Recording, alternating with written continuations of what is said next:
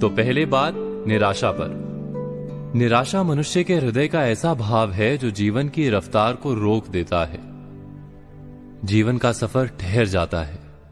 ऐसी निराशा हम सबने कभी ना कभी जीवन में अवश्य देखी है।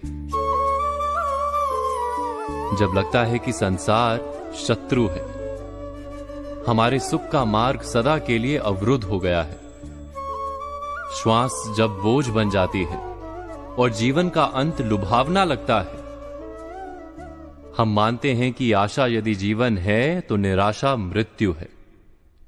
किंतु क्या ये सत्य है?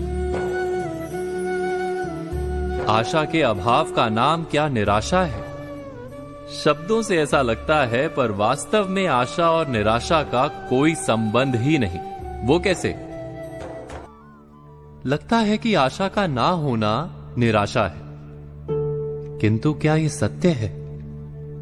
एक बार विचार कीजिए कि आशा क्या है।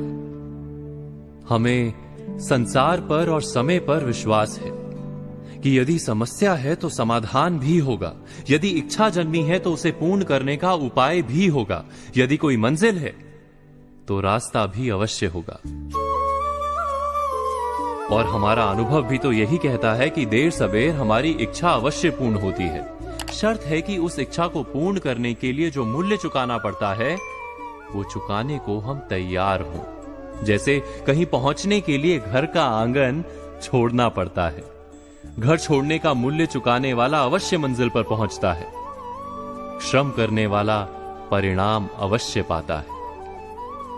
अर्थात जो जीवन को समझता है उसके हृदय से आशा का नाश हो ही नहीं सकता।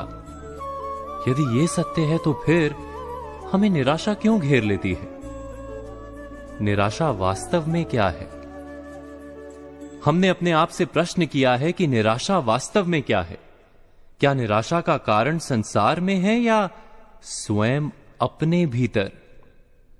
हम जानते हैं कि संसार में श्रम करने वाले को परिणाम अवश्य मिलता है, किंतु आराम और सुविधा का त्याग करना पड़ता है, सुरक्षा को छोड़ना पड़ता है। किंतु हम अपनी सुरक्षा और सुविधा का त्याग करने को तैयार नहीं होते, सज नहीं होते। हम कार्य का सुखदायी परिणाम तो चाहते हैं, परंतु अपने श्रम की मर्यादा बांध लेते हैं। इच्छा पूर्ण करना चाहते हैं, परंतु पूरा मूल्य चुकाने को हम तैयार नहीं होते। हिमालय की चोटी पर पहुंचना है, पर घर का आंगन नहीं छोड़ना है। वहां से निराशा का जन्म होता है। अर्थात आशा के ना होने को निराशा नहीं कहते। निराशा वास्तव में हमारे आलसीपन का नाम है। जो श्रम और त्याग कर पाता है उसे निराशा कभी पीड़ा नहीं देती। क्या ये सत्य नहीं?